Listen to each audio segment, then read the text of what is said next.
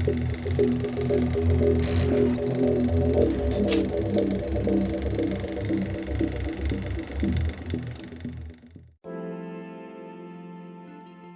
everybody, Chris from Retzone here. So I have PC number 3 that my friend had given me from that house. This is the oldest one. As you can see, it's very dirty. I haven't cleaned it yet. I will be cleaning it. As the same as the other two, these came from a smoking environment. So considering that, it's not bad. So let's have a quick look at this here. So we got your, what I like to call the boring beige box. Back in the day when you could only buy these color computers, I would actually take these apart and paint them because I was so sick of beige computers. I would just paint them black. I would get those fancy cans of hammered finish and I would just paint the cases. Strip them all down, paint them, put it back together, just so I don't have a white case. The only problem is it was really hard to find accessories that were painted black as well. So I used to take the faceplates off of these, and paint them all black. And then the trend caught on later where everything was black. So now I have the opposite problem where now I can't find white faceplate drives. I can only find black now. So yeah, it is what it is. So this is an ATX case, but for some reason it has a turbo light, which I wouldn't even know how you engage the turbo light because you've only got a power switch and a reset button here. This is not the button. The button is in the center here. I guess they did that for safety. Funny story, friend of mine worked on homework all day, a book report or an essay or something that was multiple pages. Hadn't saved it. His brother walked by and threw a pencil at him. No word of a lie, the pencil bounced off the computer chair and hit the reset button, and he lost all his work. That is a true story. So nice to see that this is a smaller reset button and harder to push. So this being an old case, you don't get any fancy windows or anything. Not that I want a fancy window. And on the back here, we have a grossly encrusted power supply that I need to clean. This is a regular ATX. I think it's a 350 or something like that. PS2 ports, only 2 USB ports, a serial, a parallel, no sound. And it's got the tiniest, I don't even know how much air this would move, but it's got the tiniest little place for a fan here. That would do absolutely nothing. This is a Radeon 8500, which is actually the same video card that was in the Sony Vaio P4. So I have 2 of the 8500, so I didn't have to go far to get the drivers for it. This is a 10100 network card. I added this one in because this is USB 1.1 and it's painful to use. So I added in this PCI USB 2.0 card and it works great. And then the coup de grace, which I was really happy to get, is this is a Sound Blaster AUS64 plug and play ISA card.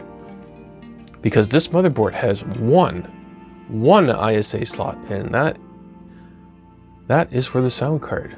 So now let's take this case apart. I hate these old cases where it's all one piece, because they're always a pain in the ass. And for some reason, the inside of the case has a lot of duct tape. I'm thinking maybe the case vibrated or something like that. So here we have it. You can tell this is an older case because you've got the extra spots above the power supply for the drives. I had a few cases like that myself. 3 5 1/4. This is a Sony CD-ROM. It seems to work. I think it has trouble reading CDRs because this is actually from 1988, and I don't think CDRs burners had been out yet. I think they came out a little later. So we got a Radeon 8500. This is a grossly encrusted and tiny. It is absolutely tiny. This is a P733 I believe it's a copper mine. 10100, this is the card I added in because the USB 1.1 is just incredibly slow. I think it's like 10 megabit. No, sorry, it's 12. It's 12 megabit, so it's 1.2 megs a second. This is a nice 20 megs a second, so. But it's got lots of PCI slots. This is a Asus CUV4X motherboard. Here is the AW64, and it works great. At least for what I tested it for. The original hard drives are over here. This is a Quantum Fireball. I think it's either a 13 gig or an 18 gig. I'm not 100% sure. This was the operating system drive, and this was an 8 gig. And of course, these have the, you know, noisy bearings that every Quantum Fireball has after years of use, but they both still work, so can't complain about that. I just threw in a Western Digital 200 gig I had kicking around just to speed it up a little bit. And it's got your standard 2 IDEs and a floppy drive. I don't know if the floppy drive works. I don't think I tested it. I believe this is an AMR slot. I haven't seen one of those in a long time. It was designed specifically for modems. It was called an audio modem riser. So it was supposed to be, I've never seen a sound card that actually would fit in that. Neither have I ever seen a modem that uses that slot. So those died out pretty quickly, so. Okay, so that's a quick tour here. It needs to be cleaned out, which I will do later. So let's fire this up and let me fix this here. There we go. Fire this up and see what it can do. Okay, I got this all set up here. Let's fire this up. Now, I don't know if you can hear it or not, but the power supply does make a buzzing noise. So I'm not sure, so I don't trust that power supply 100%. Well, I guess it helps if I turn the monitor on.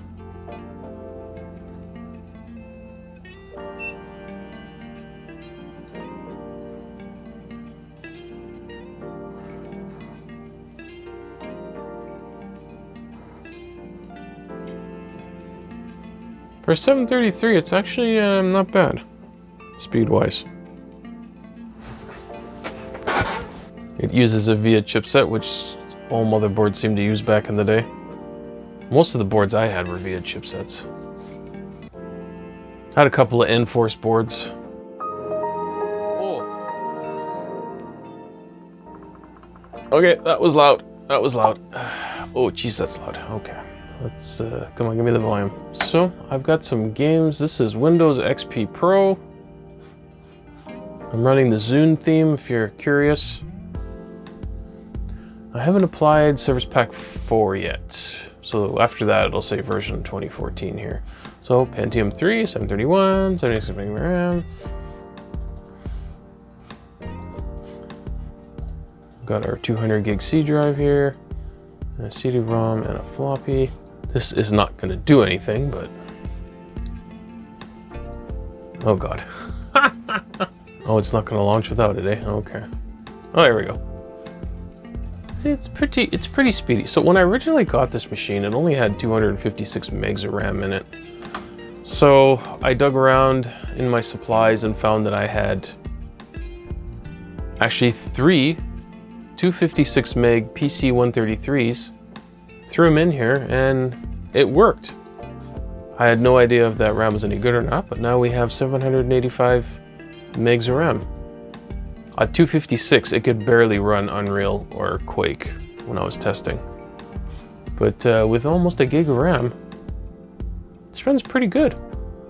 I'm impressed. So I'm just gonna grab my Half-Life disc here. I hope this will read it. It seems to work. There was a Yamaha burner in here and I was very excited to have gotten that, but unfortunately I couldn't resurrect it. It's toast. I tried cleaning it, I tried increasing the power to the laser, and it won't read anything. It won't read burnt discs. It won't read pressed discs. So I unfortunately had to throw that out. Back in the day, I wish I could afford to have gotten a Yamaha, but they were like Plex stores. They were the Cadillacs of burners, so they were like out of my price range back then. So, but instead I found the budget-friendly Panasonic / Matsushita burners, and they were fantastic. They worked really well. Okay, so let's just fire up Half-Life here.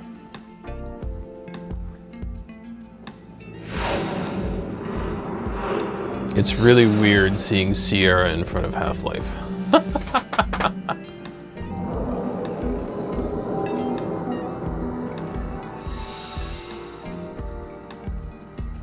Alright, I'm gonna try and turn this down.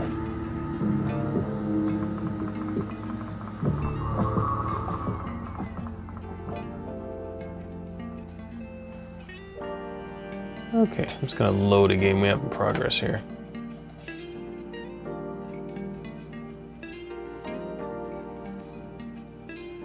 So, like I said, Radeon 8500, P733. Now, where did I leave that shutdown procedure chart? I don't know why this won't turn down. I'm sorry this is so loud, but I can't seem to get the speaker to turn down. So we got a little bit of tearing because I forgot to go and turn on the VSync. Hey, Mr. Freeman, I had a bunch of messages for you, but we had a system crash about 20 minutes ago, and I'm still trying to find my files. Just one of those days, I guess. They were having some problems down in the test chamber, too, but I think that's all straightened out. They told me to make sure you headed down there as soon as you got into your hazard suit.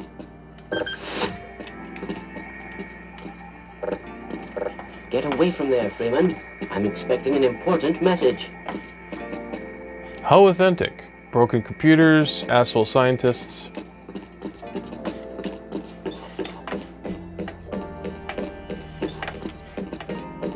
I could still play this game. This is such a fantastic game. So it runs really good.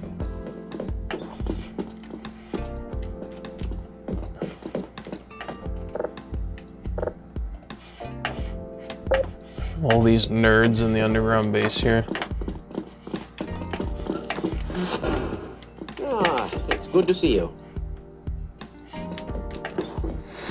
I wonder if these are names of developers. Why do we all have to wear these ridiculous tops? Someone's hidden my glasses again.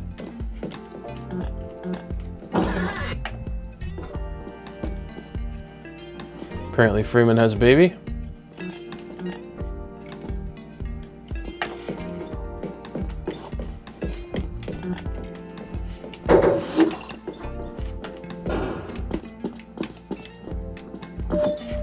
Welcome to the HEV Mark IV protective system for use in hazardous environment conditions. High impact reactive armor activated. Atmospheric contaminant sensor activated. Vital sign monitoring activated. Automatic medical system engaged. Defensive weapons. Well, the CD works. It's playing the CD audio off the disc, so. Mission level monitoring activated. Communication interface online. Have a very safe day. Not bad considering it's from 1988.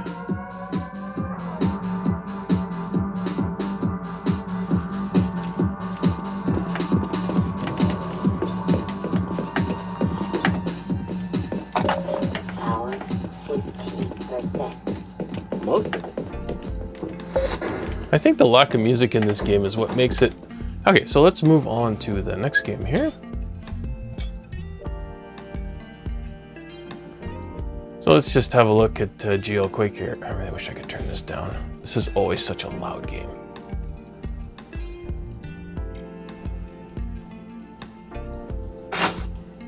So this is running under OpenGL.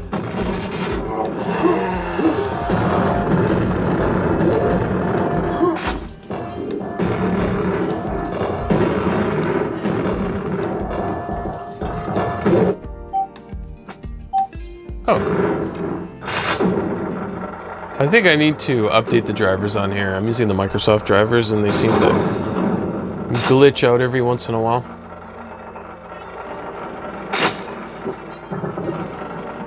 Oh, my doggy wants to be in the video.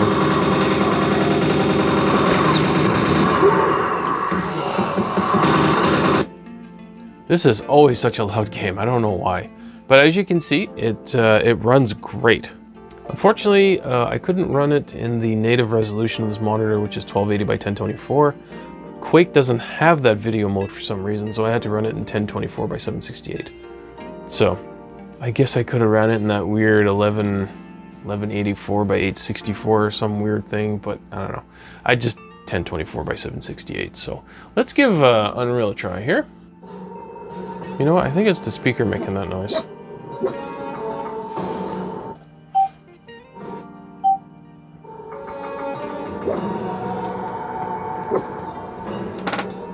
In 2291, Oh, in God. an attempt to control violence among... Okay, I'm starting to think I have a bad wire, and that's why the speaker's making weird noises. Okay, I'll just turn that down. Okay, so we'll turn on time demo stats here, and we'll start a practice session.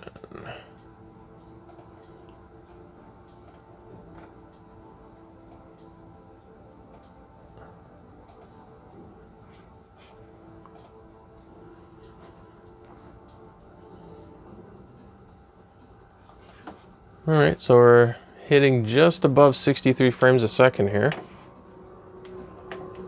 And yeah, this runs great. Need to turn VSync on. I forgot to turn VSync on. And then with bots, it seems to hover around 60 frames a second.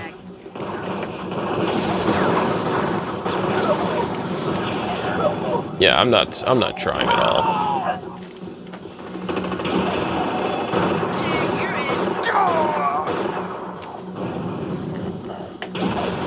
So yeah, this runs fantastically. Can't complain at all.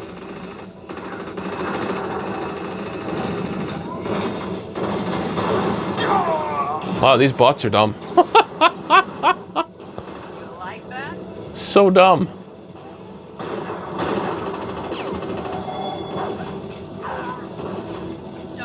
What the heck? Oh yeah, look at that glitching, eh? Try a bigger gun.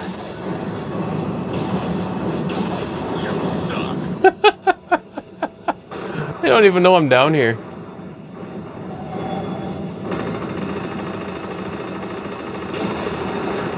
Oh, someone finally got me. Okay, well, this was just a quick tour. This was just a quick tour of this P733 copper mine. I'm actually impressed how well it runs, considering how old it is. Back in the day, I had a P3 800, I had a Thunderbird 800, and I recall that they were pretty fast. So after the P3s came out, AMD came out with their Athlon processors, and I had an Athlon 1800. And it actually ran slower than 1800 megahertz, but it way outperformed a P4 running at 1.8 gigahertz. Because Intel rushed the entire P4 line out to market to compete with the AMDs, and the P4 line was just garbage. They didn't do proper diligence with it, and they were hot and they were slow, and the whole P4 line was just garbage, and they didn't last long. And the other nail in the coffin was the first gen P4s required RAM bus memory, which was the stupidest move ever. Nobody wanted to buy RAM bus. RAM bus was overpriced. RAM bus was a scam. It was just terrible. So the second gen processors were just DDR, I believe. Just trying to remember here. And the first gen processors, like a P4 1.8, they bundled it with RAM bus memory. So not only could they increase the price, but it was the only way they could sell the crap. So everybody went out and bought Athlons instead, because Athlons just required DDR. So you had the Athlons, which were cheaper, faster and didn't require RAM bus memory, so everybody bought those. So that started my love affair with AMD, so that my first AMD was an Athlon 1800.